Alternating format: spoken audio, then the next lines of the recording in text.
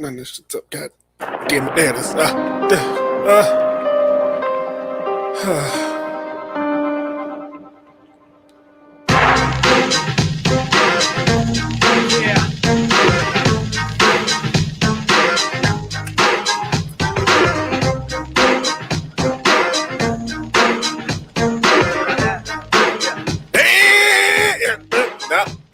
Not gonna happen. And welcome to another edition of the DotComedy Podcast. I'm your host, DJ Marcus. Here joining me live in the DotComedy Studios. I'm with my boy, Joey LaFaro. Joe, say hello to people. Hello, people. And Joey, we have Miss Candace August in the building. Candace, say hello. There she is. Hello, people. Heard that damn ring again. She just off all on the ring. Yeah. Focus on the ring. She's just in the dark so she can show the ring off. It's Yeah. the only thing blinging in that night. Oh, man. Do we have a special guest yet, Joey? No. Not a guest yet? All right, well, good. We keep it You know who moving. the special guest is? Me. That's right, folks. We have Joey Cam and Marcus Cam. And that is DJ Marcus in your face. In your face like you want to be, like you want him to be. Welcome to season 4 of Season 4, DotComedy. baby. Yeah. Because we have 4 views. You get to see us over here. You get to see us over here. 4 whole camera Over here, over angles. here, over here, over here, over here. Oh, yeah. Talking to you in the 1 hole, the 2 hole, and the 3 hole. There we go. Talking to your 3-hole this week. You're going to get up in that 4 hole, too. Uh-oh. Hey. Better watch out, Candace. Oh, now she got a ring now. I can't say that type of stuff. That's tragically inappropriate now. I'm learning, Joey. I'm learning as the time goes on. Do not sexually harass engaged women. Oh, does that come with consequences? That comes with like, see, there are more consequences when you engage them that way, because now there's a guy like physically attached to them. Like if she shows the ring, that means he's there. Don't put them away. Don't play that game. I saw you. Don't. I saw you. You trying to make us go viral. season 4, episode 1, DotComedy Podcast goes viral. Hey, Oh goodness! Ken's came to play this season, Joey. She's like, we're gonna start off with a bizak. We ready? Hey, Hey, you damn right, because we recording. we are all the way live. Oh my goodness, man, Joey, it has been a week, man. Yes, it has. It's been a weird week. Like last week, what did I do last week? Did the podcast, and then I took a bunch of days off of work to like re-energize myself. So I did the podcast after I got my second COVID shot. All right, so my arm was hurting during the podcast. Yes, I recall. And then my stomach was a little upset right before we ended. That's why last week's episode was a little cut a little short for DJ Marcus. He had to go. When you gotta go, you gotta go. So, yeah. I remember that now. You remember now that ending? You refreshed me. Yes. Oh man, but Joey, I had a fun week, man. Guess what I saw? What'd you see?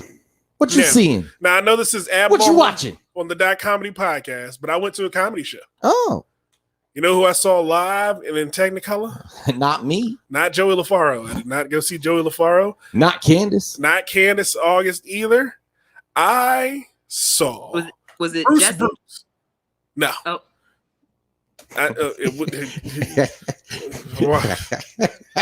Well, if I'm paid to go see Jesse Rivas perform, somebody got to shoot me. I'd have been paid to perform with Rivas. Let's support other DotComedy members. Don't say that. Okay, yes. If Jesse was doing a big show and he wanted to support, I would be at that show. Joey, same thing. Candace, I will come to anything you doing. You taking a bath, I'll be there with $25 and the OnlyFans cam. Anything you say, anything you do. No, damn it, the ring. See, that it she does it on purpose. She puts the ring there so it reminds me when I'm saying it. I look at the picture, I go, she got the damn ring. I can't say that shit. I'm sorry. Apologize to your fiance for me. This is not meant to be harassment of any kind. I do apologize. He's gonna have to get it out of his system. I don't know how long you want to give him to do that. That's up to you. 5. I got 5 more times. Damn, that ring shines. That thing blings when you try. You see how she did it? Oh my goodness, man! But yeah, I saw Bruce. Opener his the guy they coined as his as the MC for the show. Mm-hmm. Young man named Ira Coleman who works with Bruce. He runs the road with Bruce, and he was a funny guy. Both of them hilarious comedians, and I utterly enjoyed myself. I was at DC Improv. Mm-hmm. Saw a bunch of comedians that are going to be performing DC Improv that I've met in the travels of being on the DotComedy Podcast. I've met them going to comedy shows and working our open mics and everything else, Joey. And you know what I said to myself? What did you say to yourself? Joey and Candace need to be doing fucking better at this comedy shit because these motherfuckers here, y'all motherfuckers need to be doing way better than this shit. I saw some motherfuckers up there that I seriously second guessed why the hell Bruce was in their presence. Because I was like, they got this? You got to be fucking kidding me. We're just trying to build awareness. I know. I want you all. I want to be a DJ at the big show, man. You got because whenever you do the big show, you say your featured DJ. It has to be DJ Marcus. So Candace, when you make it big and you're on that big stage, and they're like, Candace, we want you to headline. Let's see, Madison Square Garden.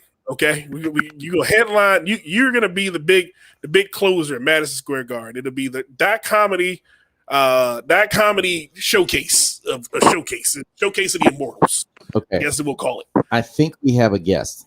You think we do? Hold on.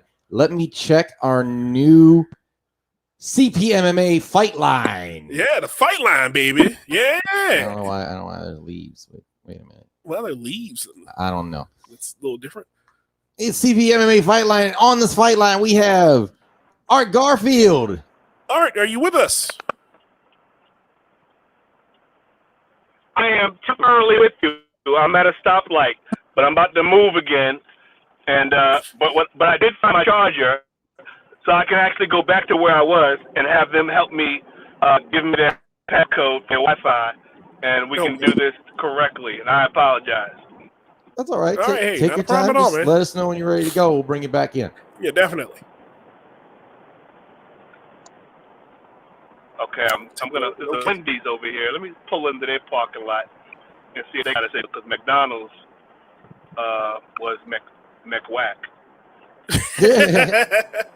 That is an unfortunate situation. Not McWhack. Goddamn. Oh man, but Joey, yes, it was a good show. I was happy. And so, what'd you do this week, man?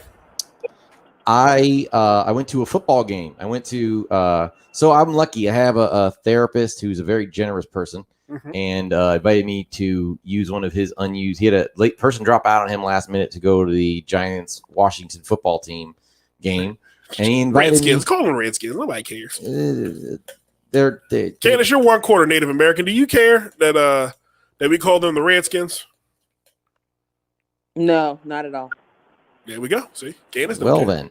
Anyway, she's running barefoot herself. Doesn't care. Kudos to Washington. They've been managed to whoop your ass. They've been managing to steal a game from us there. So whoop your ass. Say it kindly, Joe. Whoop your ass. You can say that. Who the hell is Josh Peters? What's that? That is Josh Peters, who is our guest. He is the owner and proprietor of CPMMA and the Fight Line, and he is an active fan that is commenting a lot today. I don't think we have any signing midgets, Josh. Are these the Facebook comments that are popping up? This is part of our new technology. Yes. So we can see. We can see you. I just did that so that he can know that we can see him. I see you, boo. Josh is the owner and first champion. Now everyone can see the Facebook comment. Yes, they can. Just again, if we choose to let them, or YouTube.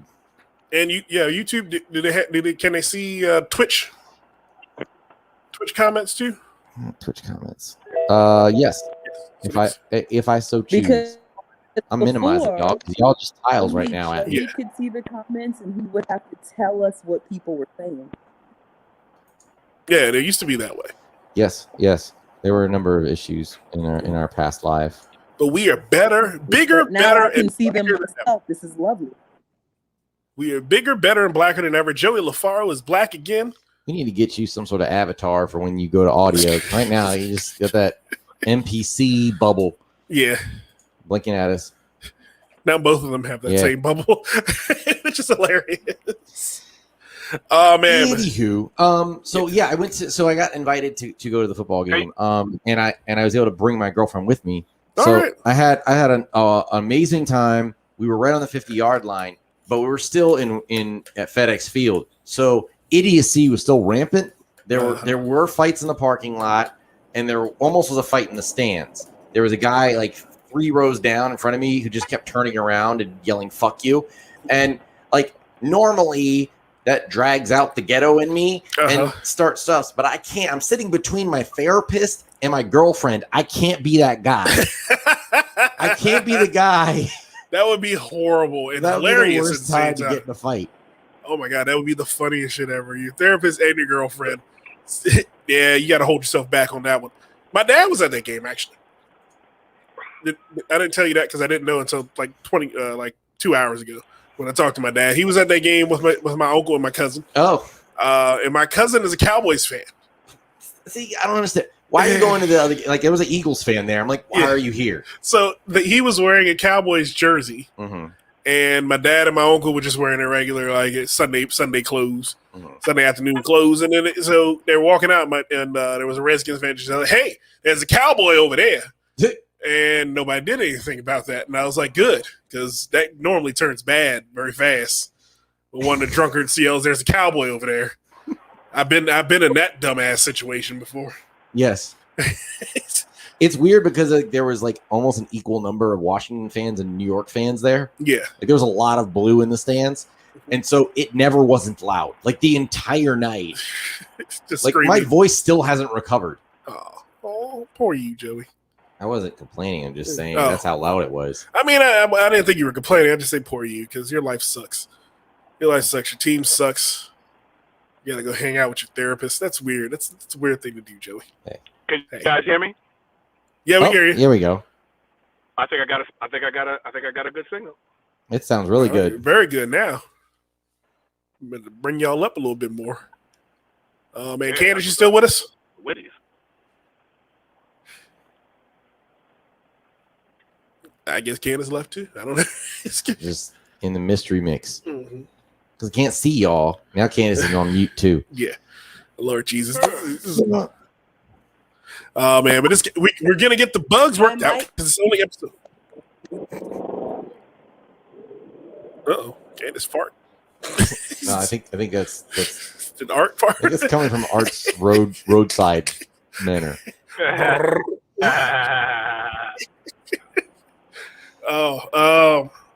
So what else happened this week, man? Anything else happened to you this week? My company tried to lay me off and I quit instead. So you pulled the old white guy on.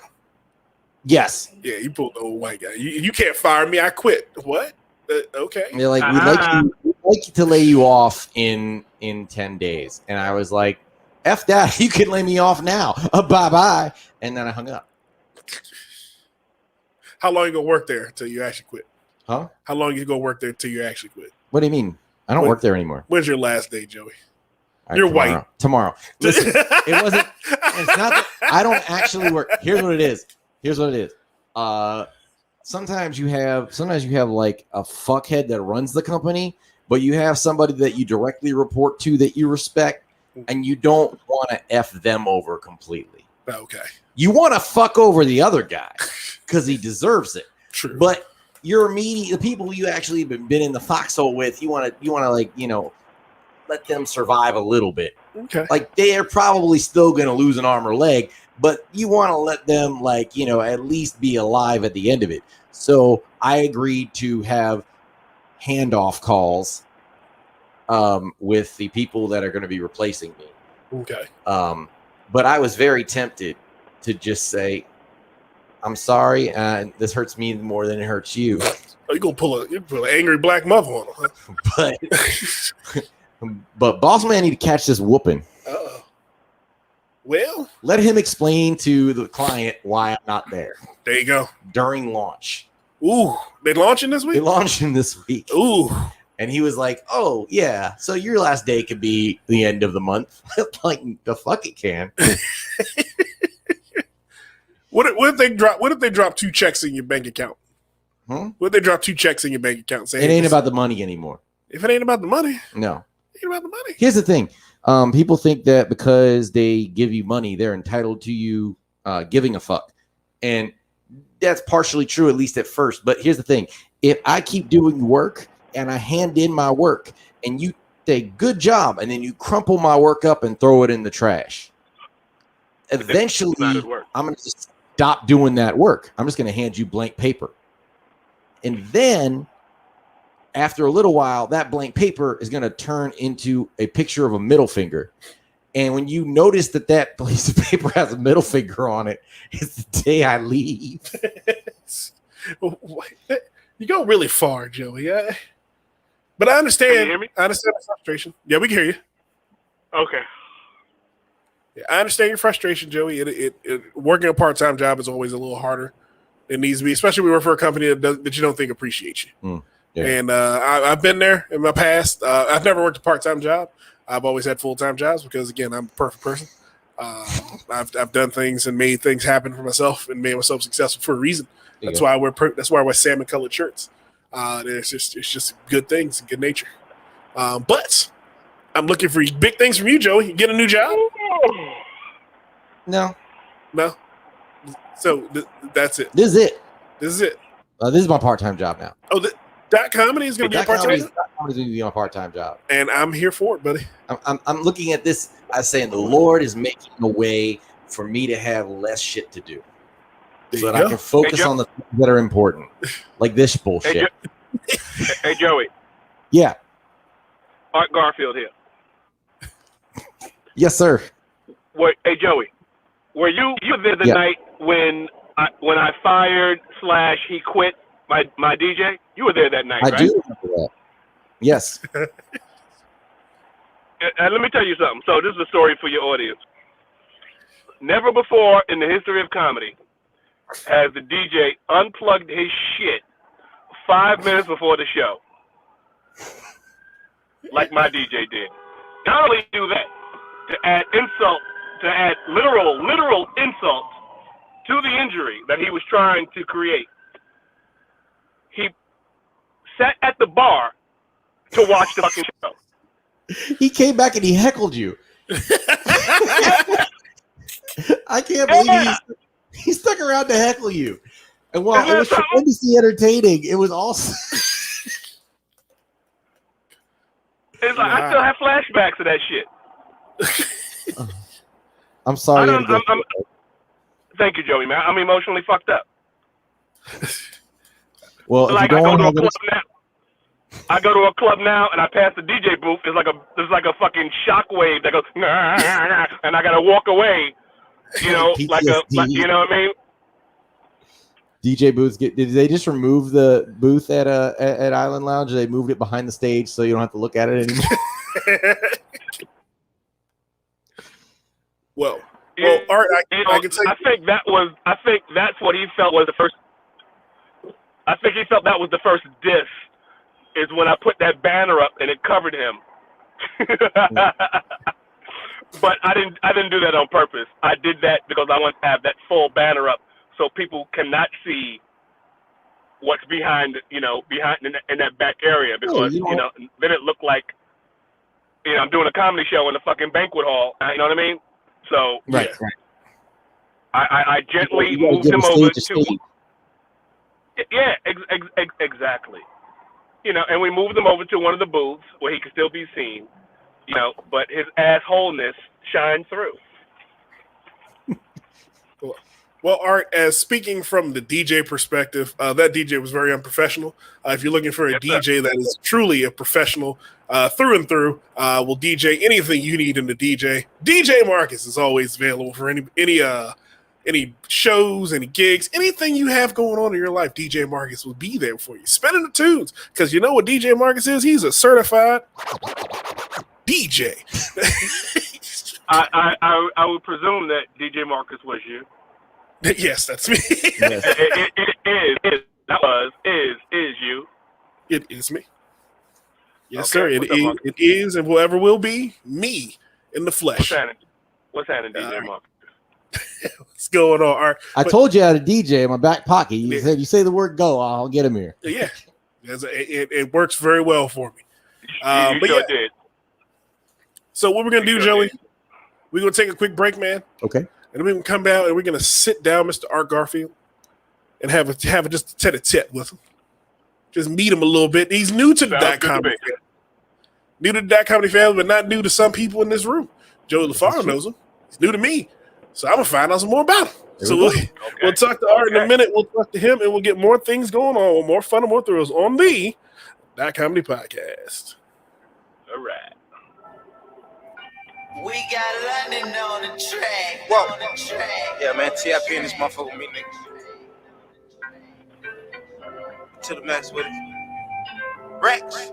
I count 6 shots. Bustin' out the bando. A nigga jury real metal like bando.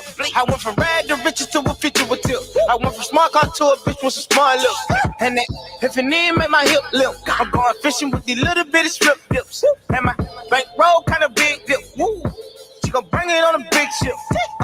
White trail, no quick trip. I got dubs in the island, no tip. Yeah. She ain't wanna have a good day. Smoke way more weed than the guy in LA. I hold them birds till next May. Damn. Never let them fly away. What? Hey. This is what my nigga Tip say. Hey, money. Yeah.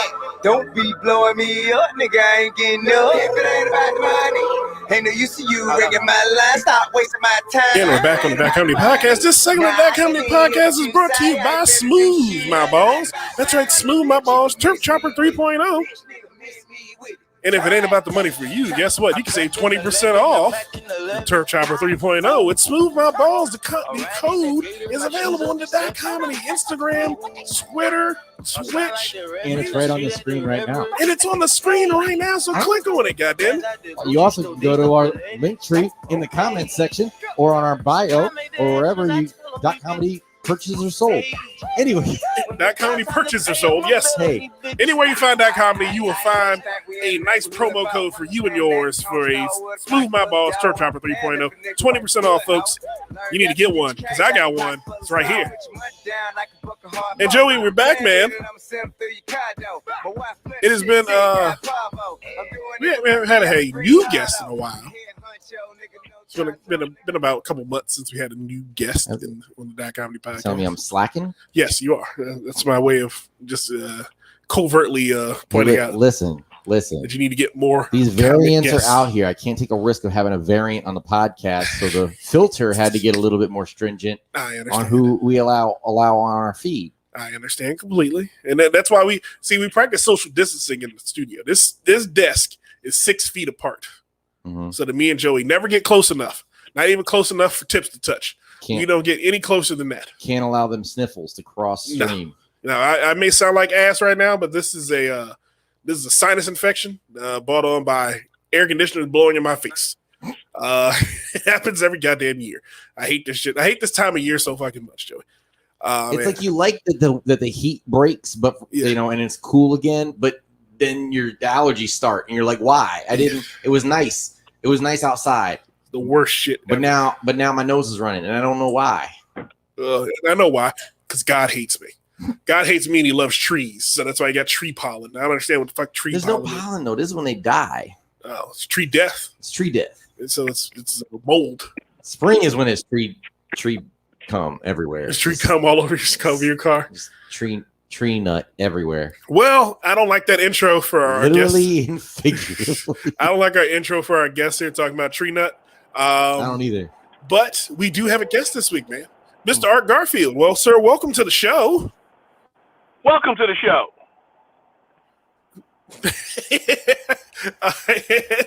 It is a pleasure having you here, sir. Just tell us a little bit about yourself, sir. My name is Art Garfield. My parents named me that. I'm a Sagittarius. I'm from Queens, New York. I live in Harlem, but currently residing and hanging out in in Silver Spring, Maryland. I have a comedy night in Wheaton, Maryland, at Islands Comedy Lounge, which is where I met Joey at. All right. So I'm a writer. There it is. I'm still telling you more about myself. I am I'm a writer, a comedian, an actor, a producer, a director, a gynecologist. I wasn't expecting that one. You picked a bad time to sip. I think you just gave Marcus a throat attack. Okay. So now, do I have to unpack that, or was that part of the first three names? The writer comedian in there. Man. Unpack that. Unpack that. Are you a gynecologist, sir? Please inform me thusly, because if you are, that is amazing. I've never had a gynecologist on the DotComedy Podcast. Could you elaborate? Yes. Well, I've been in and around. Hold on a second. Somebody's walking up to my fucking window right now. What's that? Oh man, I'm rocking with number debit cards, bro. Number debit cards. Yep, nothing. That's how you know you're in week. That is the first podcast. This motherfucker just walked up and said, "Hey man, I lost my wallet and I was trying to get home, and I pulled the debit card." Get it? I pulled the debit card because most of the motherfuckers don't have the Square app when they broke, to cash in. That the homeless motherfuckers. When homeless motherfuckers walk up on me, I'm like, oh man, all I got is a debit card. And they be like, fuck, every time, fuck, because they don't have the Square and they don't have a cell phone. They could have got an Obama phone and got a Square after getting an Obama phone. They can get a cash app. They can cash app. Just cash app that shit too. It's $bum number 5. That's Bumbo hilarious. number 5. $ No House 2006. So stupid. So how long you been doing comedy, Art? I've been doing comedy since 1985. Oh wow! Damn. His career. I started stand up when I was in college. I wanted to do stand up before I went to college. Okay. And a buddy of mine who at the time was the funniest motherfucker on the goddamn planet. And he's just a regular guy. We were supposed to audition at the same time at the hold up, cops coming. Hold up, fuck, shit.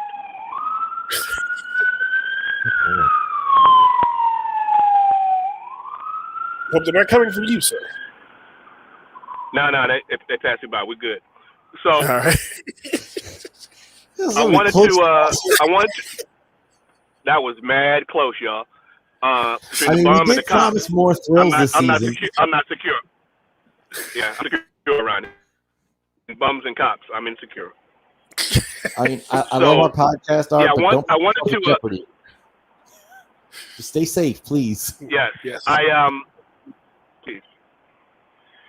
Yeah, I wanted to audition. We were supposed to audition at the comic strip in New York together, and he chickened out, and I went off to college.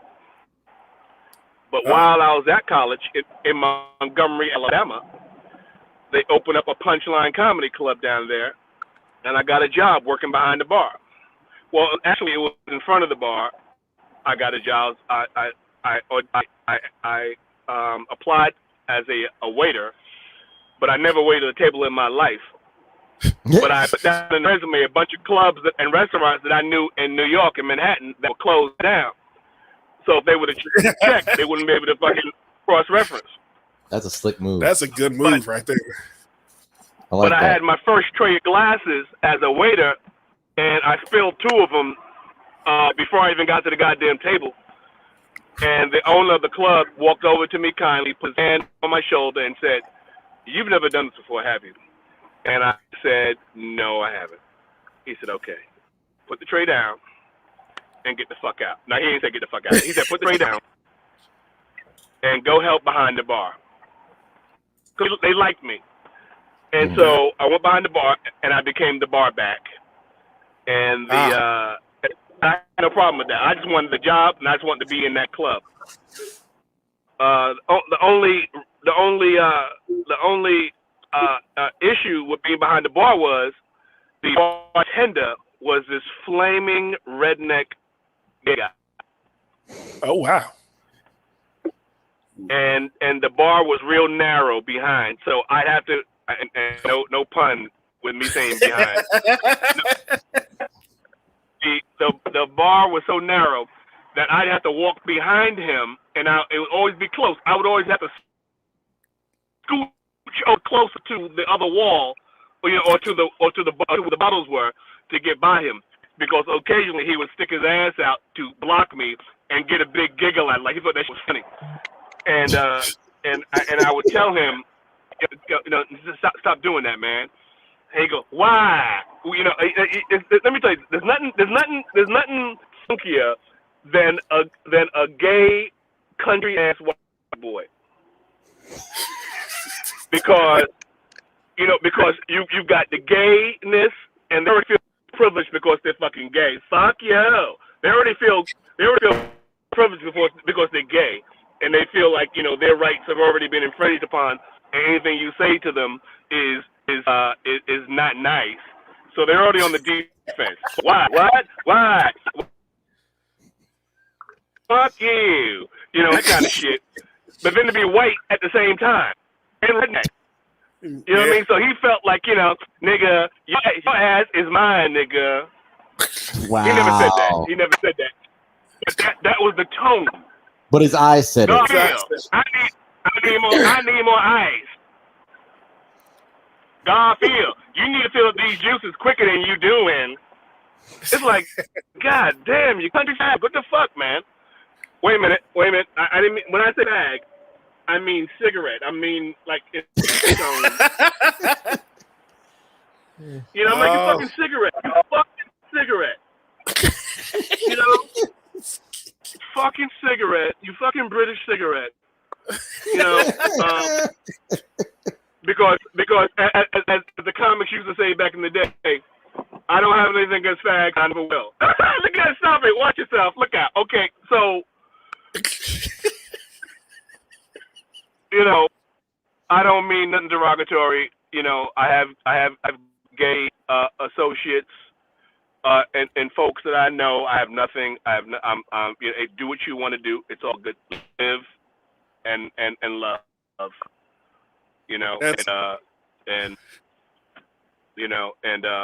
And baby wipes. That's the best way to be. You gotta spread love and baby wipes, because again, I'm glad it's not me this week. What was the question? Wait a minute. What have you done in your life? And I think he went down a hole. We ended up at Love and Baby Wipes, and we started at comedy career. Yes. We started. Where'd you start doing comedy? And somehow you ended up almost butt fucking this gay guy in the middle of Alabama. I don't understand how we went down that hole, but hey, sometimes you got to go down those rabbit holes. So when you start doing stand-up? I started stand-up maybe a month after I got the job there. They started an amateur night really quick, and as a matter of fact, I think like the second or third week, comedian J. Anthony Brown. Here's some good trivia. Comedian J. Anthony Brown, this is 1985. Comedian J. Anthony Brown, who's now on the Steve Harvey Show. Yes. Was headliner that week, back in 1985. And I told him, because he was black and I felt that I can confide in him, I said, I want to do stand-up. He said, really? He said, come to the club tomorrow while nobody is here and get on stage and show me what you got. So I showed up the next day, took clothes on. No, I didn't. I showed up the next day and went on stage and started talking. And he's like, okay, come off stage. Come on, get off the stage. You ain't got no jokes. And he said, but what you do have is, he said, you got stage presence. You look good. You look comfortable on stage. And he goes, that's 80% of the game. All you need now is some jokes. And that was it. And then I think a week later or 2 weeks later, they started an amateur night, and I started going up. And then they made it a competition, maybe in 2 or 3 weeks after that, saying whoever wins this competition will be the house MC. So I went up there and competed, and I won. I had no jokes, but I had personality. But so I won, and they made me the house MC. So I opened up for everybody who came through there. So I got to meet and open up at that very early stage of my life with Steve Harvey, Janthony Brown, Tim Allen, Jeff Foxworthy, Brett Butler, and on and on and on. All these cats, when they were just coming up, would come to the club. I met them all, and to this day, I can still, some of them I have their number, but others, if I ever ran into a club, we'll go, oh my God, Garfield, what's up? Like they would all say what's up to me, because it was all cool, and of course, I've had my own bit of growth over the years, and they've gone on to be millionaire folks and that kind of stuff. That's awesome, man. That's a heck of a career to putting back there, man. Because those are names. Yeah. I told you we're stepping it up for season 4. We got actual guests. Okay, I'm gonna see where this goes, man. Ain't bringing out the open micers no more. Thank you. No, that was wrong. I'm not gonna be able to get a guest for like 2 months. They're all gonna be like, "I thought you said we can't bring it on." That's because I don't see you that way anymore. No, you all are celebrities now. You're DotComedy celebrities. I know who the stars are. What? So, Art, did you? Because during the pre-show, you said you had written a book. I don't know if you recently wrote it, but you did write a book. And what was that book about, sir? Yes, I wrote a book 9 years ago. It doesn't seem that long. It really seems like 8 years. I'm like, I was mentored by Bill Cosby. And let me tell you that story. Okay. This is after Cosby's sitcom, The Cosby Show. This is his second series, which was on CBS, not NBC. It was just called Cosby. Just him and Felicia Rashad. It was a new cast. It was a new cast except for Felicia Rashad. He brought Felicia back to play his wife. In this show, he was a blue collar guy. He used to work at an airport in baggage handling or some shit. And she owned like a flower shop. So they were very, middle class, upper, lower middle class to middle class. Anyway, he was on Letterman this particular night, and I'm watching it because I was a Cosby fan. And he said, "Yeah, I got a new show coming up. Now we're in pre-production." And when I heard that, I'm like, if he's in pre-production on a new show, that means he's taping it in Queens at Kaufman Studios, where he did his last show, which was, and I'm living in Harlem, in Manhattan. So to get over to Queens to the studio is literally only 15 minutes away from me. From Manhattan to Queens, which is just a tri-borough bridge away. And Kaufman Studios is in Astoria, Queens, which is directly on the other side of the tri-borough bridge. All right? Okay. So I went over the very next day to see what the fuck was going on. And I had did the warm-ups, the audience warm-ups. That's what the comedian they hire comedians to do the warm-up. The warm-up's job is to entertain the audience in between the tapings, and also keep them abreast of where they're at in the script, in the storyline of the show, so they can follow it in between all the stops and starts. Yeah. So I did the warm-up for a couple of shows prior to that. I did the warm-ups for a game show on BET, and I also did the warm-ups for a Malcolm Jamal Warner spinoff on NBC called, I think it's called My Neighborhood or Where We Live or something like that. Most Okay. Def was co-starring with him on the show, and I got a job doing the warm-ups. So when I went to the studio about this new Cosby series to see if I can get the warm-up job for that show, I was like, it's like for sore eyes, because Cosby had gave one of his old friends, and when I say old, he was just as old as Cosby, a shot at doing the warm-up. You know, because Cosby likes a motherfucker to hang themselves. You're not gonna blame your shit on me, so I'm gonna let you go up there and do it, and if you fail, it's on you. So he let his boy get up there and do it, and his boy was failing. So when I showed up, they were like, "Wait a minute, you did what? You what? Yeah, really? When can you start?" Nice. I'm like, I can start right now. And they were like, "Okay, come in Wednesday." That was it, just like that. I'm talking about just like that. I got the warm-up job. And so next thing you know, I'm there doing the warm-up job. And I got to do about 3 shows. By the 3rd show, Cosby, as a comedian, Joey, you know this. There's not a comedian in the world, when they see another comedian with a hot crowd getting laughs, they're gonna want a piece of that shit, right? Yeah. Yep. Especially if you got power to say, "Excuse me, I want to go on stage. I want to get some of this." You got to pass the mic. So that was me. I was heating the audience up. So by the 3rd show, Cosby, I never met him. They told me, do not talk to the cast, do not talk to Mr. Cosby. But on the 1st show, when they introduced the cast, one of my boys, like one of my friends, was on the cast. I did not even know it, because the job came to me that quick. One of my boys, a comedian named Doug E. Doug, was co-starring on the show.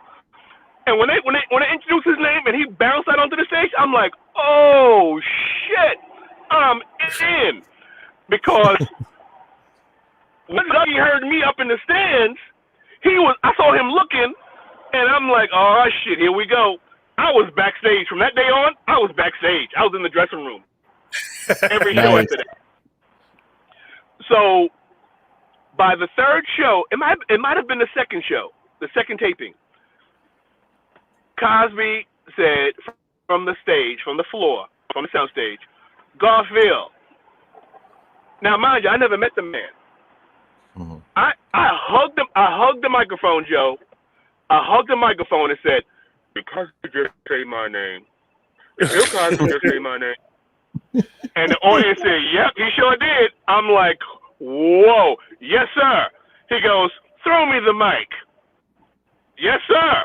Ran on down. I'm up in the stadium seats with the audience. I bounced my ass down there and threw him the mic. He acted like he didn't catch it. It was bobbling and shit. And then he grabbed it. He's like, "I scared you, didn't I? You thought you had to pay for this, right?" Right. So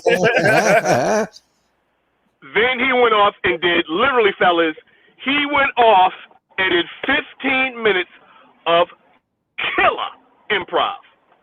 Wow. Killer. And then, "Garfield, yes, sir. Put your hands up. I'm throwing you the mic back." Threw me the mic back. Of course, I act like I didn't catch it and bobble it and everything. And he got a laugh out of that. And then I moved on with the show. Bill Cosby, ladies and gentlemen, give a round of applause. They went bananas. And then I went on. And first I said, "I don't even know I can follow that. Who can follow that?" One more time for Bill Cosby. You know, on my show, I'm just over here trying to get my little stand-up on, and he gonna try and steal my crowd from me. Bill Cosby, yeah, right. One more time for Bill Cosby. And then went off my thing. So the next show, I'm doing a joke about you know, the way I played it was, because I'm a nightclub comedian, right? So you can't curse on a Cosby stage. Right. So I would make fun of everything around me. I would make fun of the set. I would make fun of the actors. I would make fun of the extras. I would make fun of everything. I would make fun of the crew. Everybody was a victim, right? Okay.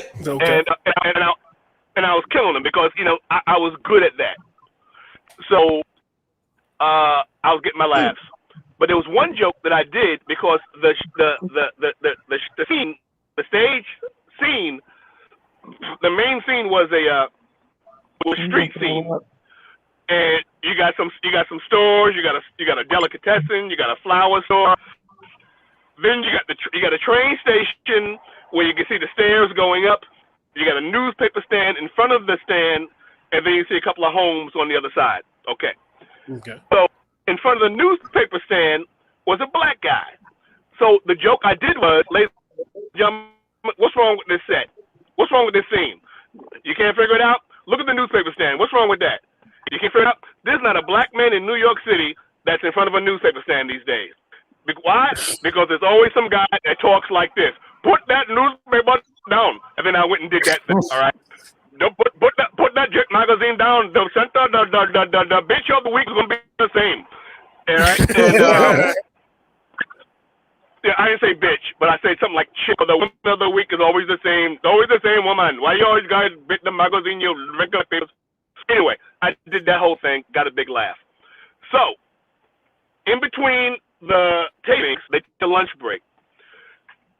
During this break, the stage manager came up to me and said, Garfield, Mr. Cosby wants to see you in his dressing room. And I'm like, what? I'm like, what the fuck did I say? Did I curse?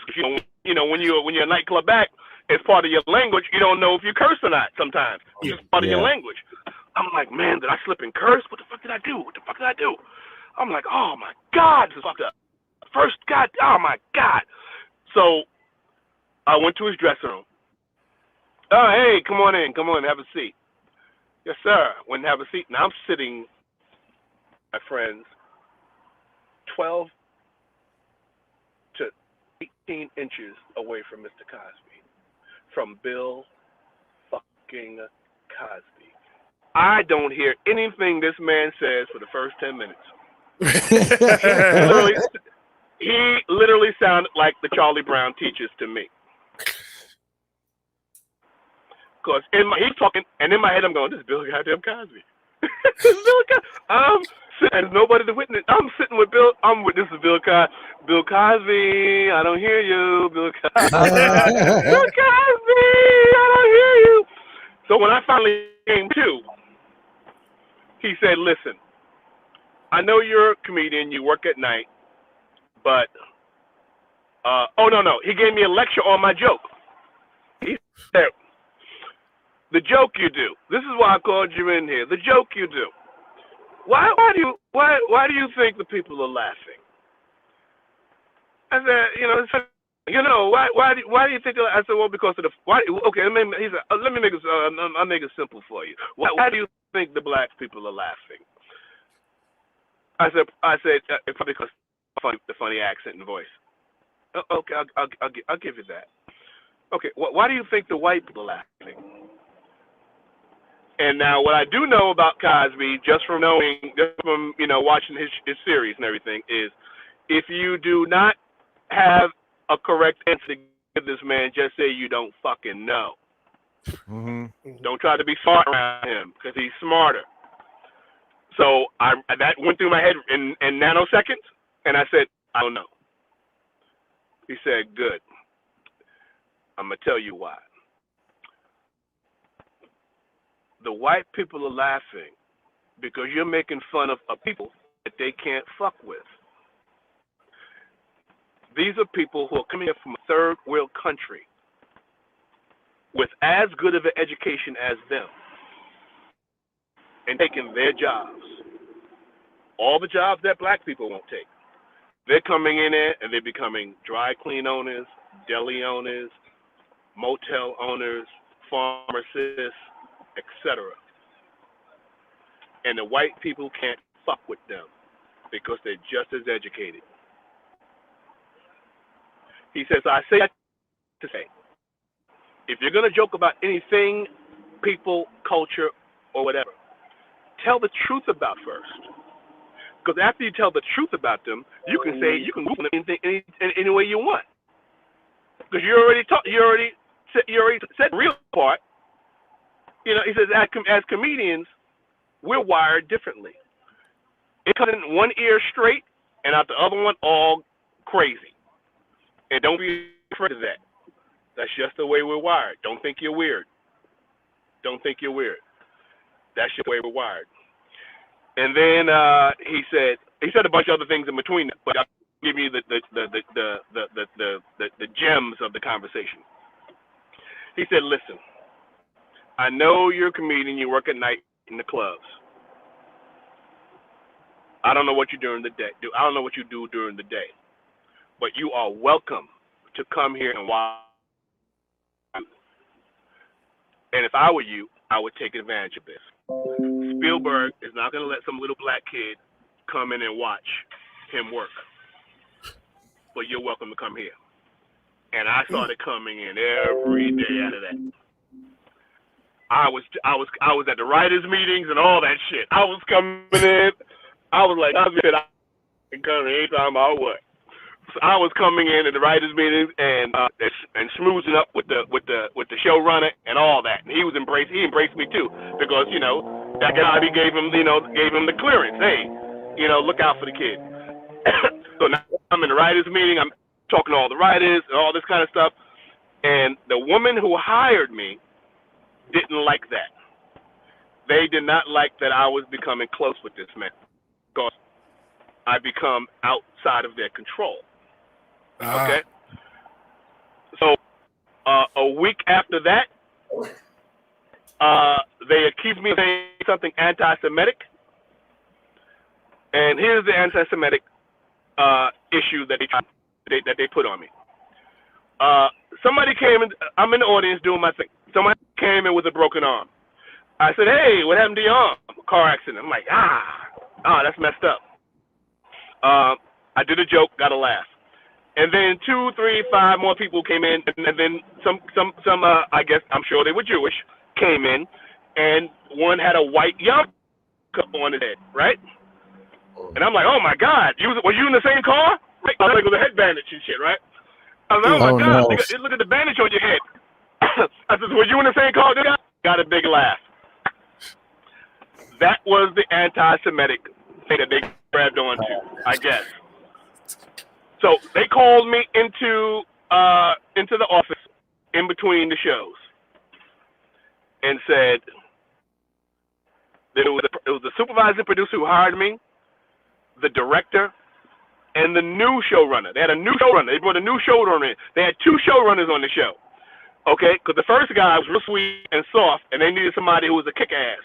So they brought the kick-ass in there. His name was Norman Steinberg.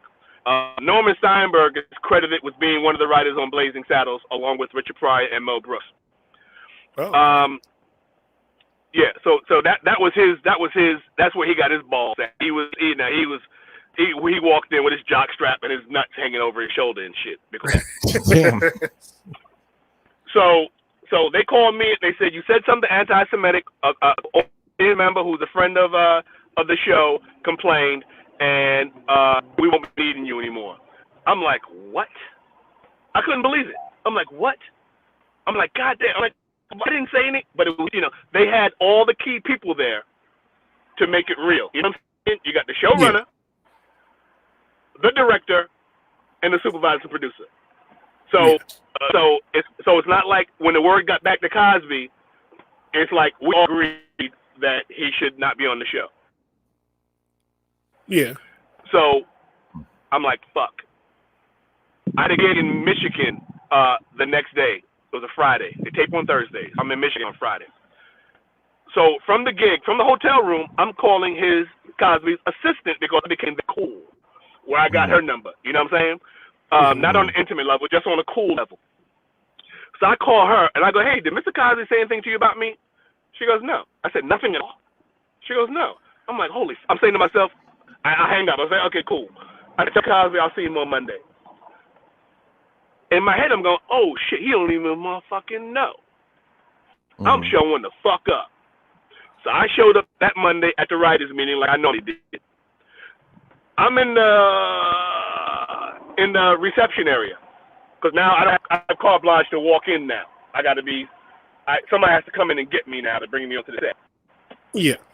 As I'm sitting as I'm sitting there in the lobby, comedian Godfrey comes in, right?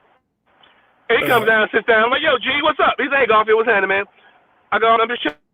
I go, and my first assumption is he's doing a guest spot on the show that week, you know? Because they occasionally let a comedian come in and get a little tiny role. I go, oh, hello, man. What's up, man? I see you on the show this week. He goes, I don't know why I'm here. And when he said that, I'm like, oh, that's some bullshit. That's some bullshit. Wow. And I stopped talking to him at that point. I stopped talking to him. I'm like, I thought me and Godfrey was cool. All right, that's some bullshit. So now the Cosby's assistant comes and escorts me in. All right. So now I'm sitting in the writers' meeting. The writers' meeting is packed. All the people who need to be there are there. The writers, producers, wardrobe, etc. And the cast. Okay? The cast is sitting at a huge oval table, and all the rest of us kind of surrounding it like 3 layers deep. I was the 3rd layer against the wall. I didn't really want to be seen. Okay? I'm being Mr. Inconspicuous, but present. Cosby comes in. He usually comes in after everybody's already there. He does a joke, totally rips the room apart with whatever he says out of his mouth. The man is bad. He came in, did his little joke real quick. As he's walking in, he does his joke before he sits down. And so he comes in, he does his little joke. And the very next words out of his mouth, this lets you know how smooth this motherfucker is. The very next words out of his mouth are, has anyone seen Garfield? Hey. Huh? Huh?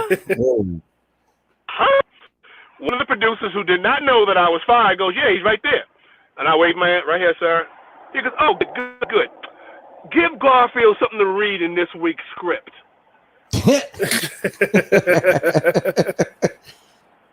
Which was him saying to the motherfuckers, I know y'all fired this motherfucker, but fuck y'all. He's down with me. I went from being the fired guy who crashed the fucking meeting, inconspicuous, buried 3 people deep against the wall, to sitting at the fucking table with the cast, reading a role for that week's episode. Wow. That's awesome. That is awesome, man. I said to myself, fellas, I hung out with the writers. I saw how they craft these scripts. This shit ain't gonna fucking last. I saw how they write characters out. And that night, stage manager called me up and said, hey, Garfield, man, got some bad news. They wrote you out. They wrote that character out. I said, no problem, man. I knew it was gonna happen. It came too easy. I knew it was gonna happen. You know what I mean? Yeah. He goes, yeah, I'm sorry, man. I was like, no, don't worry about it, man. So I show up the next day, and Cosby says to me, hey, I tried. The very next week, and I continue to come every day. The very next week, I show up again, and Cosby goes, is Garfield here? Right here. Yeah, give Garfield something to read this week's script. I'm back at the table again, and I read with the cast. After that, we're all leaving. He goes over to me from behind me, tapping my shoulder. He goes, now, if they write you out this time, it's your fault, right? Oh wow! So, awesome. That is an awesome story. Let me tell you something. I was hanging out on the set with him, and the wardrobe people were walking toward us as we were walking, toward the stage or whatever. He stopped them and said, give Garfield, and he started dressing me to them. Give him this, give him that, and give him the little funny derby. He had me looking like a fucking pimp or some bullshit. Right? And they opted out for that outfit and gave me a nice business attire with a trench coat kind of shit. I was the guy on the street giving directions. I became that guy asking for directions. So they kept me in. So I actually got to do an episode of the show. That's awesome. That is awesome, man. And So I rocked out. I became Mr. Low Key. I'm not trying to cause no trouble, guy. I'm here on Cosby's juice, and I rocked out for the rest of the season like that. And I wound up taking a writer's class at the New School in downtown Manhattan. I took a sitcom writing class, and since I had access to the scripts and knew the show, I was at the tapings and the rehearsals and all that. I knew the characters, knew the show, and I picked a Cosby episode for my project for the class. And when it was done, 3 months later, me and Cosby and I are sitting on the set, just he and I sitting in the director's chairs having a conversation, and I found this was a prime opportunity to pitch my show idea to him. Okay. And I started pitching, and he sat back in his seat because he knew I didn't tell him I was pitching. I just started telling him about the story idea. He knew it was a pitch. He sat back in his chair and listened. And when I finished, before I finished, he stopped me and finished my fucking story, like he had read my script. And oh wow! And he says, "Yeah, that's good." And I got up and walked away from him. He's like, "Where you going?" I said, "Motherfucker, this is how we talk." I said, "Motherfucker, you already know the script. I might as well just fucking leave." He goes, "No, get back over here, man." He goes, "I know it." He says, "I know it because it's a good idea." I'm like, "Thank you." He says, "Is it done?" I'm like, "Yeah." It wasn't done. He goes, "Yeah, bring it in and pitch it to Norman Steinberg, the asshole." And I said, "Norman?" I said, "Mr. Cosby, Norman doesn't like me, man." He goes, "Bring it in and pitch it to Norman." So I went home and worked on that script all fucking night long till 6 o'clock in the morning until I finished my draft. I usually get there at 9 o'clock in the morning with everybody else. I got in at 12 this day. The stage manager comes over to me. I'm sitting up in the stands, chilling, watching everything going on. And goes, "Yo, Garfield, where you been?" And I'm like, "Huh?" I'm saying, "Nigga, I don't work here." I'm saying, "No, I don't work here." He goes, I go, "Why?" He goes, "Mr. Cosby been looking for you." I said, "Really? What for?" He goes, "I don't know." I go, "Where's he at?" He said, on the other side of the soundstage. I said, "Okay." I started walking over there. By the time I got over there, he spotted me. His finger directed me to come to him and whispering, "Come here, come here, come here, come here." I'm like, "Hey, man, what's up?" He's like, Did you bring your script?" I said, "Yeah." He goes, "Good. Hand it in and get your money." I said, "Why?" He goes, "Hand it in and get your money." I said, "You pitched my episode?" He goes, "Yeah." I'm like, "Get the fuck out of here." There you go. Bring it in and get your money. And I brought that and handed it in. Norman Steinberg called me into his fucking office and said, "What the fuck do you think you doing over here? You got your own little intern program going over here, don't you?" and this motherfucker went in on me for the next half an hour, trying to get me to go black on him. I'm talking about. Oh wow! I'm talking about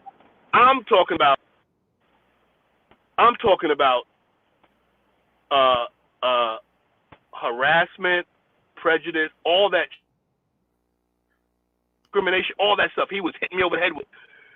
It was like that SNL sketch with behind him. He said, "You see all these scripts behind me?" That's what it was. That's what it became. You know what I'm saying? He said, "You see all these scripts behind me?" I go, "Yeah." He goes, "They're all black writers. Useless." He goes, "Why don't you get a job working on the Wayans Brothers or something?" I'm like, "Whoa." Wow. Damn. He goes, "Why this? And why that? And why this?" And I was like, "No." I said to myself, "You know what? Don't even answer him." And I pleaded the fifth, and I said, "Ask Mr. Cosby." Every time he asked me a fucking crazy question, I said, "Ask Mr. Cosby," because I knew he would never go to fucking Cosby and ask that bullshit. Yep. And so at the end of all that, as much as I wanted to fucking choke him, I left. I went back to, where the fuck I was, back up in the stands or into the dressing room hanging out with Dougie Doug. I told Doug the story. He was like, "What?" Anyway, it's a long story, but it's fantastic. I'm telling you, man. A week later, after, I handed in my script and, it was like, "Oh, shit, I'm fucking going to go fucking produce my episode. This is crazy." this ain't gonna last. Something gonna happen. This ain't gonna last. It happened too easy. A week later, he was being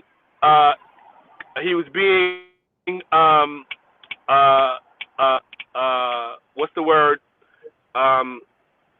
He was being escorted by the girl Autumn Jackson. Extorted, yeah. By Autumn Jackson, who claimed that Cosby was her father, and that if he don't pay her, he's gonna out her. She's gonna out him. Yeah. And the name of my episode was about them finding a pregnancy test in the daughter's bedroom, and they thought, and there was a big miscommunication. Everybody thought that they was the father. He thought that he still had it going on. They thought that Dougie Doug's character was matching the daughter. Or there was a big miscommunication of whose pregnancy test it was. So, and the name of my script was "Don't Test Me." Oh. So they said your script is too close to his reality right now, so we're not going to reproduce it. Yeah. I'm like, are you fucking kidding me? But it happened too fast. So I was like, it's okay. He blessed it. He blessed the idea. I'm good with that.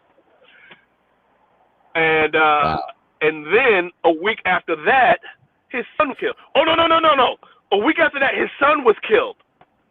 That's what happened. His son was killed. The week after that, I was right there on the morning that happened. I was right there on the set with him, and when he saw me, he gave me a look, like, yeah, man, it's real, and we didn't even talk about it.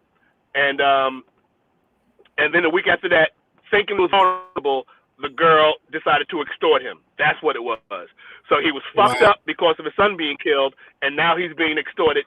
And they were like, "There's no way we're producing this script. It's too close to reality, and he's vulnerable right now, and we don't want to add to it." And I'm like, "Damn." This was in December. So okay. So here's what I want you to do.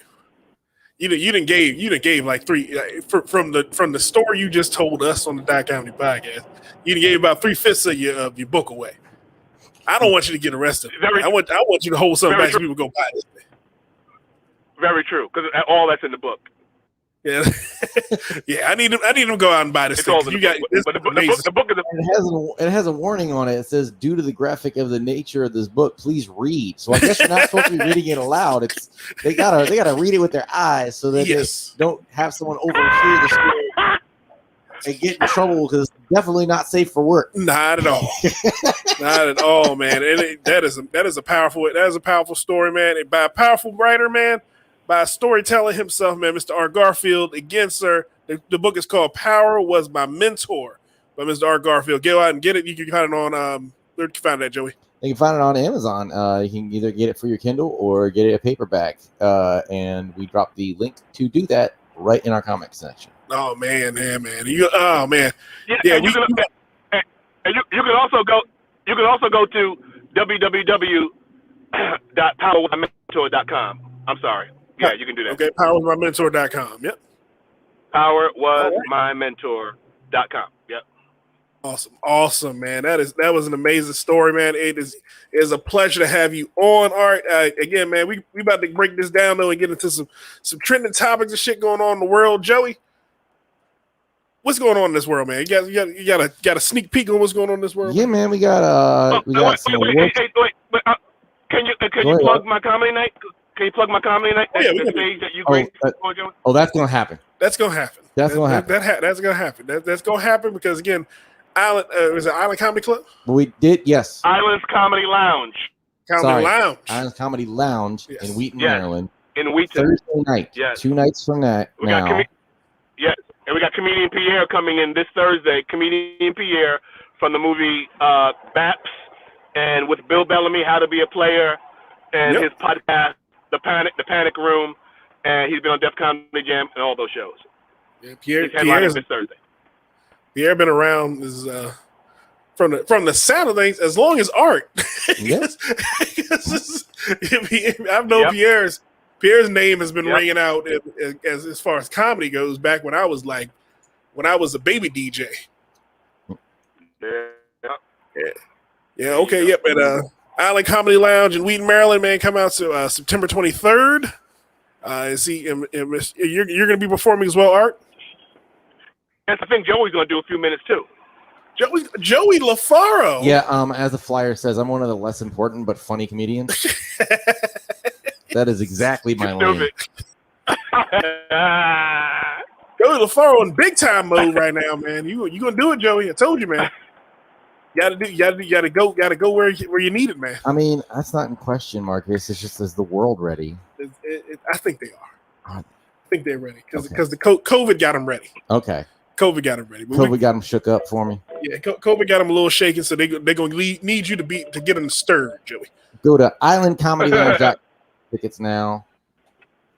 All right, man. Yeah, before they gone. That's right. $25. All right. Is it $25 at the door? Yes, sir. All right, man. $25 at the door and $25 online. But I suggest to people to get their tickets online to guarantee their seat. There you go. Get out there and get your tickets, folks. Oh man, but Joey, what's going on in the world, man? The Emmys happened. The Emmys has happened. It's award season. We got some awards. We got the Emmys awards. Nelly's getting an award for something else. Chris Rock got something else. These nuts are going crazy. We're gonna get in on all that. All right, man. We'll be back with more on this bitch because we got in the headlock. Oh, we'll see you in a minute, folks, on the DotComedy Podcast. Kicking bitch shit till my legs lock. What the fuck, nigga, them fed costs. 2 to 3 knock a bitch head off. Head off. Young nigga around me rogues. You ain't gotta ask, I'm told. Big 4, 5, I'm both. Head off. I bust a nigga head open. Killers on side and stove. And I put the play in mode. And this segment of the DotComedy Podcast is brought to you by Atomic Music. Atomic Music is the home of DotComedy because you know what we do it there? We get all of our DotComedy equipment. You need microphones, you need music equipment, you need pianos, keyboards, drum kits, you need a guitar just in case the lady likes to hear you play the guitar. You can get one at Atomic Music. That's right, Atomic Music in Beltsville, Maryland, open Sunday to Saturday from 12 noon to 6 p.m. Monday through Saturday, and from 12 to 5 on Sundays. That's right, Atomic Music in Beltsville, Maryland. And we're back, Joey.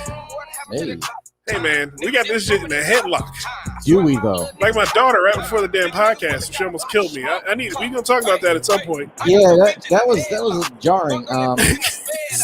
Your daughter's choke technique's all fucked up. She's gonna get herself hurt doing that. But she's gonna hurt me. Hey, if you go for the king, you better make sure you take him out. Yeah.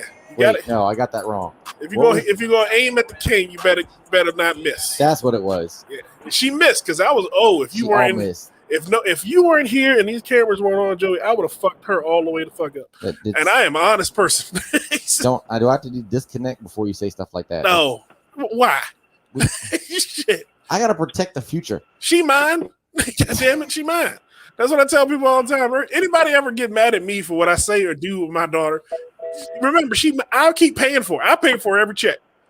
So I can do what I can say and do whatever the fuck I feel like. So if you got a problem with it, come over here. Cash at me. And you can talk to me about the shit. I did forget to ask you one question. What was that, Joey? Who would Art be at the DotComedy Cookout? Art would be... He'd be one of the uncles. Mm-hmm. Now, he would be the uncle that everybody wants to hang out with when they come to cookout. Because he's going to tell them some shit that they ain't never heard. He'll be like, hey, man, look at these. Look at these gators. You ain't got no gators like these. For some reason, I see Art wearing gators at this island, at Island Comedy Lounge. Art, do you wear gators? Tell me the truth. Did Art leave? Or did you mute Art? I did not mute him. Art seems like he has at least 4 or 5 pair of gators. Could be. I think he does, and he's trying to keep it on the low. But it's fine. You know what, Joey? I'm good with that. Yes, he would be the uncle that everybody gathers around and listens to stories from. I think that's the uncle Art would be at the cookout. Okay. All right, man. But yeah, man, what's going on with these nuts, Joey? So Nelly is about to receive the I Am Hip Hop Award at the 2021 BET Hip Hop Awards. They must have run out of people to give that award to. Really? Yeah, because Nelly sold out by fucking being in that commercial with that goddamn bee from from Honey Nut Cheerios. He is not hip hop. He ain't been hip hop since he ripped that band-aid off his face. Yeah, that article doesn't do him any favors because the like song they use to like let you know who the guy is is The Dilemma, which is really that's Kelly Rowland's song. Kelly Rowland's goddamn song. What the fuck they doing? I mean, it's at least half her song. Yeah. You back, Art? You back on with us? No problem. He must have got a homeless person. She's a bartender trying to get you. A bartender? Yeah. Is she gonna come in? He trying to order something. He must have went in the Wendy's. What's the problem with this lack of visual? I met her at Fridays on Tech Road. All right. Fridays on Tech Road. That's your spot. That's your favorite spot. That's my favorite spot. That's one of my favorite spots. I might have met Art in the past. Might be heading there next. I'll meet you there now. So Nelly. Yeah, Nelly. Back to Nelly. That means they took the money. I don't believe he is hip hop. This is the only time I've ever in that way, in that manner. Mm-hmm. I don't believe he should be receiving that reward. Now, should he receive a lifetime achievement award for what he did accomplish in hip hop? Yes. Okay. But it would not be a BET award. I would think he would get the Video Vanguard Award from MTV. MTV likes to do that type of shit where they give hip hop artists weird awards that doesn't mean anything to them. But it would mean something because he had a bunch of pop hits. He did. Country Grammar was a big pop hit, and so I would think that would be more of his lane now. Yeah, he kind of faded into the feature thing. Yeah, he did that thing where you start out hip hop and then you go pop and then you fade into just being the pop up feature guy. Feature guy, like Sean Paul did. Yes, Sean Paul stopped making music and then he just started featuring in background. And it's like he's retired, but he works part time. Yeah, he's a part time wrestler. He's like when The Rock comes back for WrestleMania for no goddamn reason at at Why are you here, son? But see, The Rock was at the top of the game for a little while. That's not a fair comparison. Nelly was at the top of the game. Nelly was at the peak, man. Nelly got a bite. A belt. Nelly got a belt. Nelly got a belt. Okay. He got diamond for Country Grammar. A belt. He just doesn't have. He doesn't have the belt. The belts. He didn't have the unified belt. No. He didn't get that. He didn't unify the clan. Oh man, but yeah. So Nelly getting that. Okay, I'll let BET have this one. I won't fight it that much, but I will say stop doing stupid shit. Is there an alternative? Have they given it to Dre? I don't know. I didn't even know it was an award. Have they given it to Diddy? Have they given it to JD? Have they given it to hell? Did they give it to Fat fucking Joe? Fat Joe been making music since the fucking 80s. They can't give Fat Joe that right now. Look what happened to him and Ja Rule. Oh man, Fat Joe fucked that all up, man. He called them raggedy bitches, and it fucked the whole night up on that shit. I was like, God damn! I watched it back. Mm-hmm. It was actually good. The verses was actually good. Now I enjoyed it because again, it remained. You know what? I think I'd be just sitting there getting frustrated watching Fat Joe lose to Ja Rule. I can't. Well, he didn't lose to Ja Rule. I can't abide that, but that's what the consensus was. But the thing is, the thing, Ja Rule has summer anthems. Mm-hmm. So every time Ja Rule would play something, it felt like summertime in like from 2000 to 2010. Mm-hmm. Like every summer he'd have a hit that would come on the radio and he'd be like, oh shit, that's 2001. Mm-hmm. Ooh, that feel like 2005. Oh, that's when I touched that girl in 2010. He's got touch titty that's true. hits. You got the nostalgia. Yeah, he got nostalgia hits.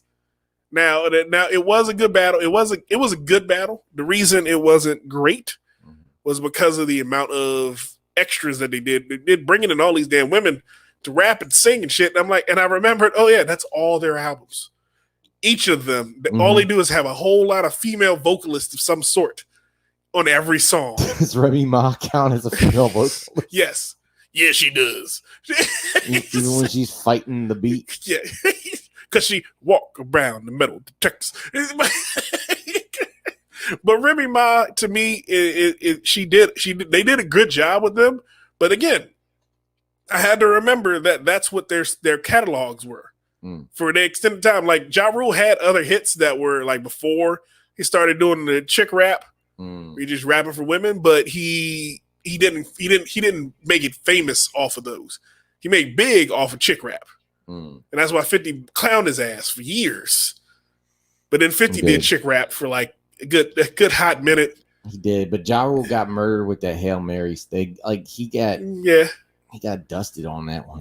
That Hail Mary mix was vicious. I mean, hey, sometimes you lose. It was like all the hip hop came to just stomp on him. Yes, just to make him understand he ain't shit. I don't know how you get disc jumped, but that was a disc jump. I never seen that before. Since. Yeah, it was bad. It was really bad. But again, hey, it was a good battle. I will give them that, Joey. It was a good battle. So what else going on, man? We got the Emmys happening, didn't they? The Emmys happened. Netflix won the most Emmys for the first time on Sunday with a record-tying 44 wins. Now, is the Emmys TV? TV. Okay, so it's TV shows. Yes, TV shows. The number 2 was HBO but they only had 19 wins. Was that with Last Week Tonight? Win any? Because I like that show. I don't know. John Oliver is my favorite white guy. You're off white. You're not my favorite white guy. Can't be my favorite white guy. I wasn't applying for that position. All right, good. But maybe Chris Lawrence is. I don't know. Chris Lawrence is a white guy. You'd have Chris Lawrence on, man. We haven't had Chris Lawrence on in a while. He's doing big things. I'm waiting for the peak of, man, I miss Chris Lawrence. Like, I know we're getting there. I feel it. It's like we're like 2 weeks out. Yes. Yeah, we usually we go, what the hell we had Chris on last? Oh, it was like a year ago. Get him on. Let's do something with him. Let's find something for him to do. But yeah, man, so the Emmys is TV. So yes. Who won best I don't got that list up like that. You asked me 2 specific questions. Okay. Well, who you said they happen. We don't need to go into the details. You said Netflix won the most? Netflix bopped everybody. About how much? How many more did they win? I just said 44. The next closest was HBO with 19. Yeah. That was a crush. But Netflix has everything. Netflix might have his own award show at that point. Yeah, like, the Netties.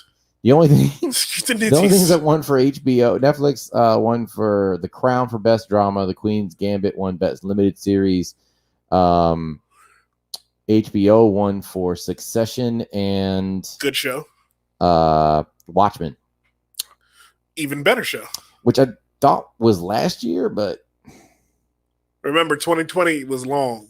See, I don't know how they're doing this. 2020 was a weird year. Yes, Last Week Tonight did win. There you go. Best Variety Talk Series. All right, John. Congratulations, my friend. You know John Oliver and John Cena have the same birthday? No. Think about that, Joey. John Oliver and John Cena. Buddy cop movie. Do it now. Were born on the same day, and they got completely different people on the same fucking day. John Oliver be the MI6 agent, and John Cena be the CIA agent. And they have to work together. Oh my goodness! To take down an off-white guy. Is that Bob's in the show? They can take down what's that guy? Carlo Rota or whatever. Who's that? You don't know him, but if you look him up, he's like the bad guy on every TV show. He's in every TV show. Bad. Okay. Carlo Rota. Yeah, he's actually Italian, but he looks white. Doesn't look olive like my Italian brother. Yeah, Carlo Rota. I got his name right. Okay. That's basically What was he in last? Huh? What was he in last? I'm trying to remember what his last thing was. What was he in that I would know? He was in Boondock Saints. I didn't watch that. Oh. He was in Saw 5. He was in Othello. He was in Lethal Weapon, the show. That's what I remember him from most recently. He does a lot of he's always a bad guy for one episode on every TV show. Okay. You'll recognize when you see him, you'll be like, oh, him. I've seen him be I knew he was the bad guy because he always is. Oh man. What else going on, Joe? You want to check in on Art? I muted him a while back because I want to see if he's done ordering. Art, you back, brother? Art, you there? Has he ever do a special? I don't think he's ever done a special. I think maybe he did a BET special, maybe back in the day. That's about it, but never. Like, I don't know. Art, can you hear us? Is that? But he's working on it though. He's working on his one-man show now. Someone's working on a 1 minute show. Okay. Someone's working on a one-man show. But so what else is going on, dude?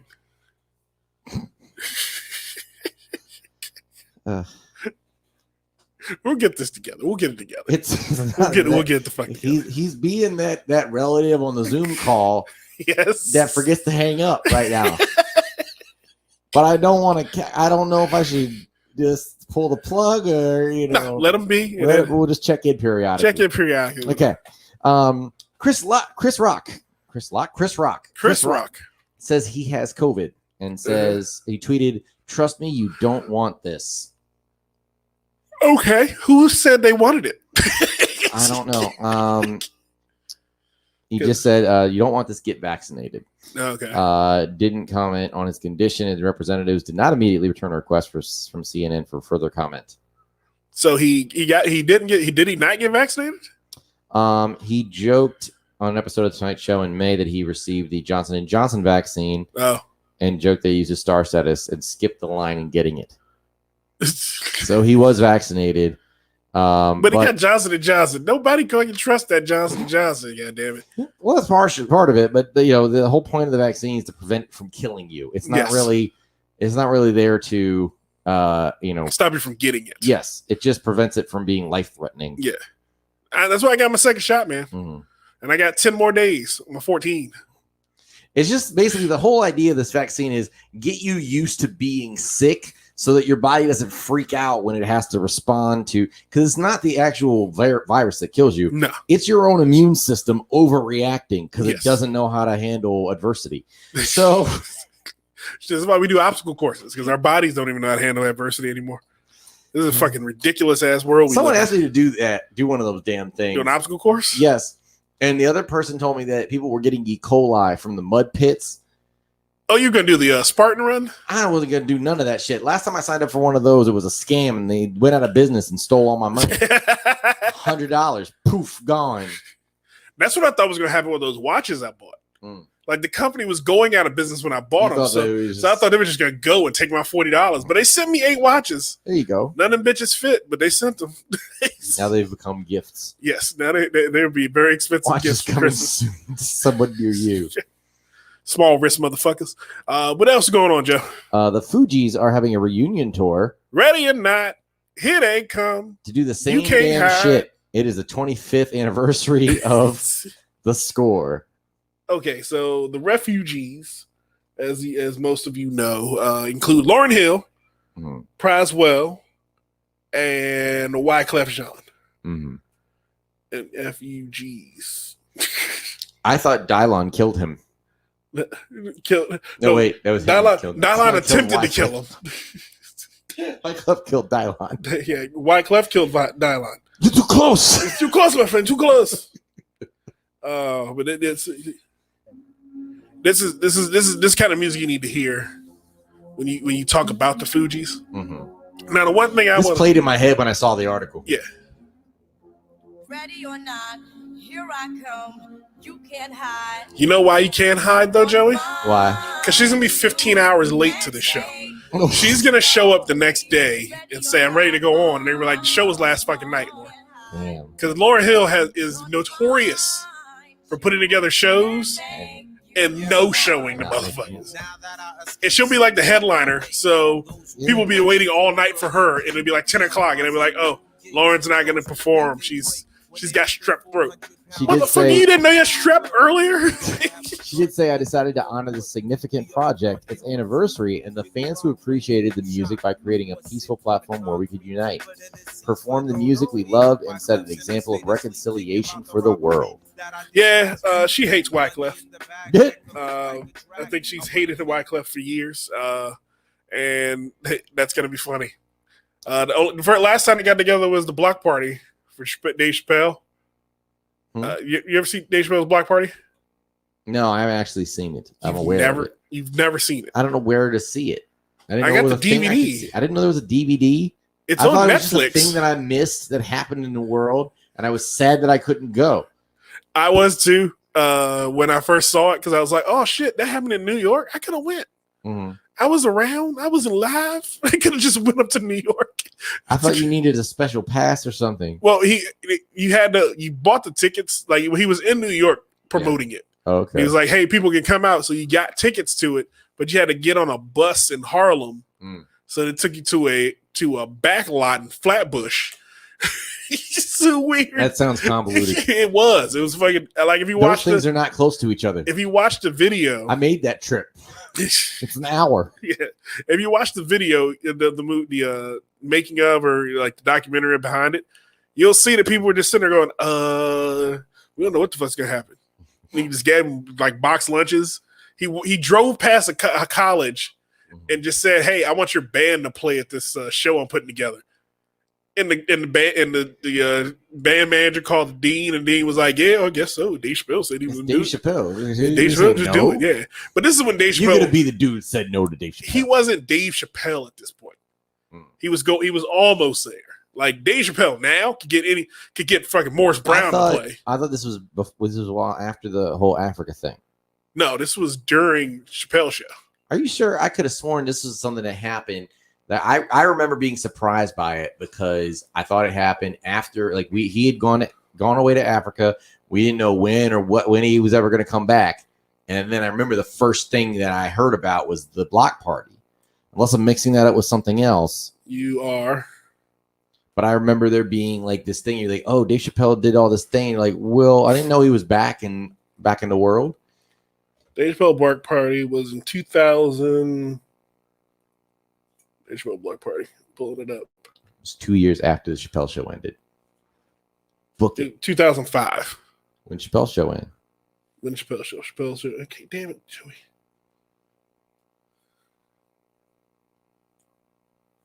CH.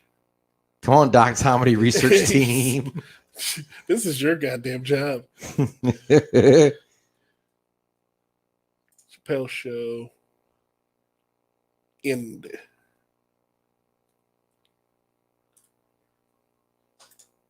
Chappelle show's last date. Doesn't say. God damn it. Hey, Marcus. Yes. Guess what? You got it? No, but it's just the two of us in here. So now we're going to do this. Oh, yay! Hey. It's DJ Marcus and Joey LaFaro. It felt a little bit lonely, so we're spice things up a little bit. All right, so when did Chappelle show end? Keep forgetting this is not a touchscreen. Oh my gosh. What happens when you don't buy me a touchscreen? This is when I get to just make up my own shit. When did Chappelle show end? It had 3 seasons. And it ended in 2006. All right, fine. The year before, boom, suckalaka. Well then. Yeah, then he was still at the peak of his powers. Well, he was at the peak of being like a celebrity. Right. So people knew who he was at that point. Because he was in his third season of Chappelle show. So it's not like he went out on top. That show was at its peak. It wasn't like it declined at all. Yeah, he didn't give it time to. They fucked him over well before it started to decline. Yeah. But yeah, you gotta watch that. I'll get that for you so you can watch it because it's the fuck. Him in it is hilarious, but then seeing the talent that he got to perform on the block party was amazing too. Because he got Jill Scott and Erykah Badu to perform the same song together on stage. I mean, as a black male in America, that is a lot of powerful black woman energy coming off the two of those women. That'll make your head blow off. That one there will make your motherfucking head blow off. Yes, because that is Jill Scott. Jill Scott alone is a powerful woman. Yes, I would if Lord willing, if God saw it fit, and He said, "Hey, you know what, Marcus, I'm gonna bless you." I wouldn't know what to do. I would just look at her and just go, "Thank you, thank you for letting me be myself." Well, soon, maybe not her, but a hologram of her. Ooh, that's right. Could be a thing. They got holograms touching people and shit. Scientists have now figured out holograms you can feel. Okay. Researchers at the University of Glasgow have created a system that uses jets of air known as aerohaptics. Oh. To allow users to actually feel a hologram. Those jets of air deliver a sensation of touch on people's fingers, hands, and wrists. Wrote researcher Ravinder Dahiya in his piece for the conversation. In time, this could be developed to allow you to meet a virtual avatar of a colleague on the other side of the world and really feel their handshake. It could even be the first steps toward building something like a holodeck. Okay. We skipped a couple steps in this. If they wanted to make it's going to become the hub like that. It's porn. It's going to be porn. That's where the money is. Look at don't pretend that we don't live in a Ferengi democracy. America, the Earth is Ferenginar. It is. Just so we're all prepared. The Earth is Ferenginar. We're just trying to find a way to make money. They did also use a Star Trek term, modulated. The touch feedback from air jets from the system is also modulated based on the virtual surface of the basketball, allowing users to feel the rounded shape of the ball as it rolls from their fingertips when they bounce it and slap their palm when it returns. Okay. So they have a holographic basketball. So how do these jets work, though? I don't know. See, doesn't the air have to come from somewhere? The air has to be blowing from something. What is the emitter for the air jets? Yeah. How far away? Hey man, we made it this far on VR already. I think we got it. We got at least 20 years before we get there and build holodecks. I feel lied to. That seemed premature. Yeah, that's premature. Like the ejaculation you're gonna have when going into these holodecks. Oh man, but what else is going on, dude? How air gonna feel wet? Why does air sticky? There's only one dude in the room that's fixated on using this in a particular way. And at the end of the day, they all agree. Oh, this is the greatest idea. I'm so glad we can finally have high holodecks. And somebody can be like, but how you make air wet though? Air dry. Air dry though. How you gonna make that? How you gonna make it wet? Can you make it wet? So please, can you make it wet? What's going on? What's going on, man? So remember last week we talked about Elon Musk was shooting a bunch of white people into space. Yes. And a token everything else. He's confirmed that there were challenges with the toilet on the spacecraft. Of course there were. Of course there were. As if going to the bathroom in microgravity wasn't complicated enough, it sounds as though the 4 space tourists on SpaceX's historic Inspiration 4 flight last week had a bit of a smelly mishap. Oh. The waste management system experienced an anomaly. Oh. That's code of uh-oh in the space jargon, with its suction fan causing the crew to struggle with doing their business while floating hundreds of miles above the surface. Well, so was it not sucking it out? I guess not. Because I remember that there was an episode of Big Bang Theory. Yeah, it says we still don't know how the faulty suction fan ended up affecting the crew's 3-day trip, but if the history of crewed spaceflight is anything to go by, there's a chance things got pretty unpleasant. I bet the fuck they did. I mean, it either didn't suck or it blew back. And either one of those is not good. Yeah, you can't win that. Can't win that fight, dude. You can't win that fight. Can you imagine, like, you poop and you think it's going to go down, but it kind of just floats back up into your butt? Oh. Not hard, just tap. If poop touches my butt. What if it touched your balls gently? Like the water does when it splashes up on me? God, Joey. You got pee water droplets. And that's some floating nuggies. That's saying that video about men peeing. Oh, whether they sit or stand? No, not that one. It was another one I thought I sent to you where it was like, yeah, these are things men do in the bathroom, or things men do that women have no understanding of. Mm-hmm. And it's like, yes, we'll flush the toilet and then pee so we can see if we can get our stream out before the toilet stops swirling. You've never chased the stream? I think I did when I was like 6. That's some kid shit. I chase the stream still, man. Shit, especially when we got that good blue water. I got good. I got blue water. Oh, you got the blue water. Yeah, you got to have blue water. When you have the blue water, then it's like, ooh, I want to see if I can change this color. Yep. I had a conversation. I had a conversation with a friend of mine, and she was like, "Yeah, why do men like blue water in their toilet?" I was like, "Because it makes you think it's clean, even though it's the worst shit ever. Even like you don't want to scrub the toilets, but you like if you got blue water, you're like, I ain't got to scrub. It's scrubbed already. It's pretty. It looks prettier. Yeah, it looks better than because it's gonna get brown. Yes. If you get that thick blue water, then it can kind of cover up a lot of that stuff. Because I got the scrubbing bubbles blue now, so it sits in the tank and then bubbles come out. So that means it's real soap going around that bowl, Joey. I'm winning. There you go. I'm winning this damn fight. There you go. I ain't scrubbing the toilet to get in my goddamn life. You know what works really well? What's that? CLR. Change your world, change your life. CLR. Put a little CLR in there. Okay. I just cleaned my toilet, and it's the worst fucking experience I ever had in my life. I advise anyone never to do it. Because You clean your toilet. Like I scrubbed. Yeah. Like I wiped the whole thing down. And there's a point in the toilet where you don't know it's stuff going there. Yeah. I had to get there. Yeah, I mean, because it kicked up down there. Yeah, you gotta prevent that from starting. Yeah. Once it builds up, it's bad. It's bad. I'm like, how much piss did I pee on the toilet?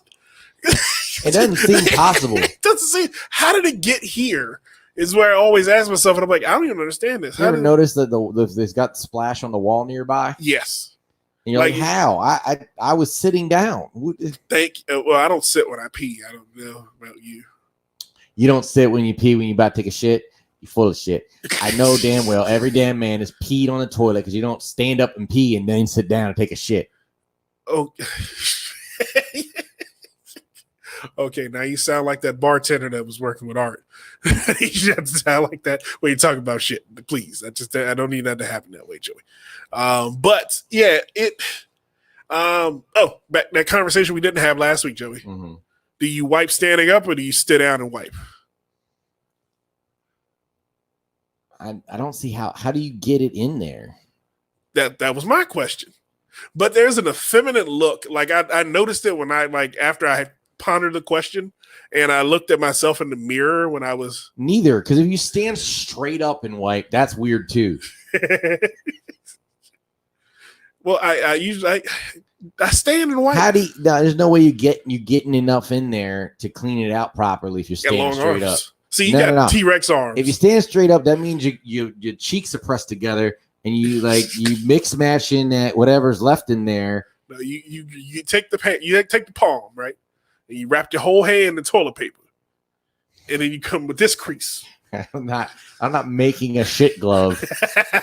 This is not crafts class. That's not what we're supposed to do. You're not supposed to make shit glove. You still fold it so you don't waste paper. Oh yeah, you do fold. I fold it. I go around the hand once, and then I fold. No, actually, I fold it in the hand, and then I use the hand. This part of the hand.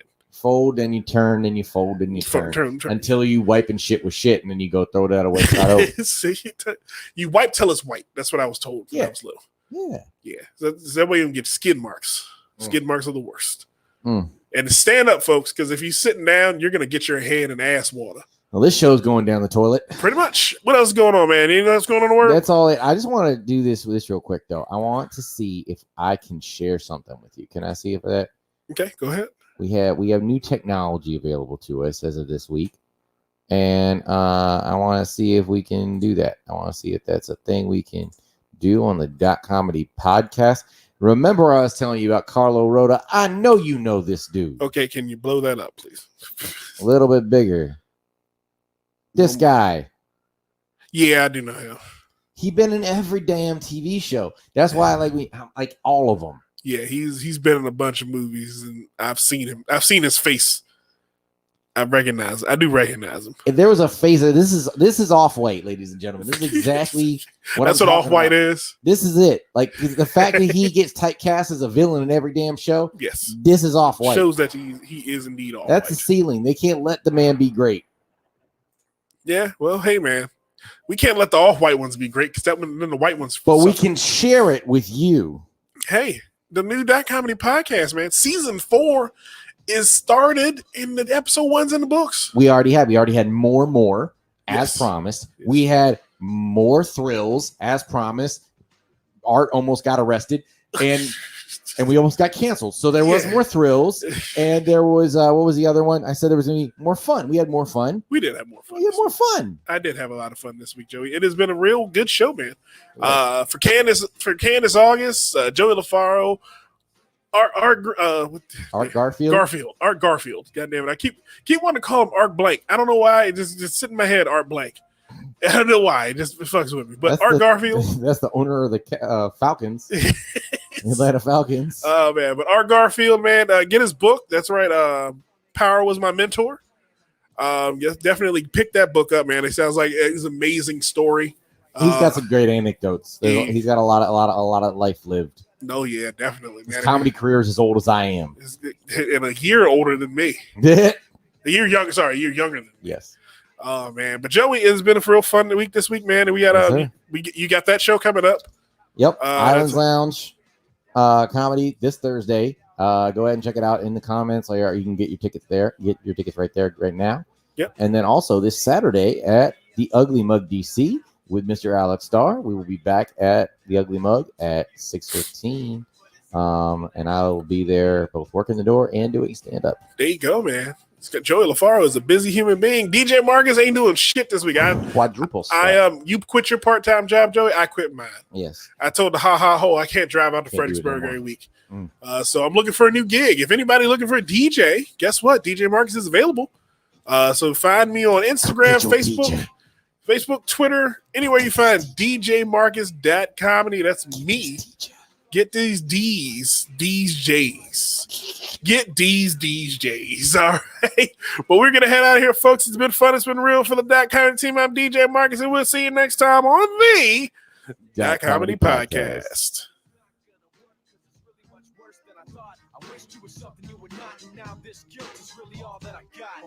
Turn your back and walk away in shame. All you got is a memory of pain.